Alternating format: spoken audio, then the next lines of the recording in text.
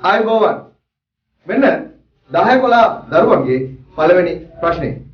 ඉතිහාසය යනු කුමක්ද?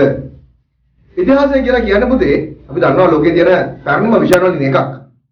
මේකදී අපි කතා කරන්නේ අතීත මානවයාගේ ක්‍රියාකාරකම් පිළිබඳව. ඒ කියන්නේ ඉස්සර හිටපු මිනිස්සු කරපු කියපු දේවල් ගැන ඉගෙන ගන්න විෂය තමයි පුතේ ඉතිහාසය කියලා කියන්නේ.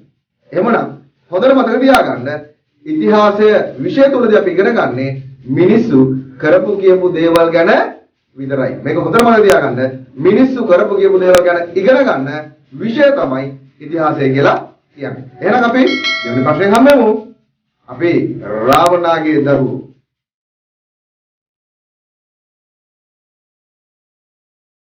ඉතිහාසය ප්‍රශ්න පත්තර පන්තිය 10 හා 11 ශ්‍රේණි සඳහා වෙන වෙනම 6 ශ්‍රේණියේ සිට 11 ශ්‍රේණිය දක්වා සියලුම ඉතිහාස පන්ති සඳහා දැන් සිසුන් බඳවා ගැනේ.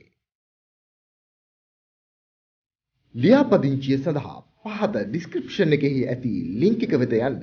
විස්තර සඳහා 077 68 222 77 අංකයට WhatsApp කරන්න. OP Education ඉගෙන ගන්න හොඳම තැන.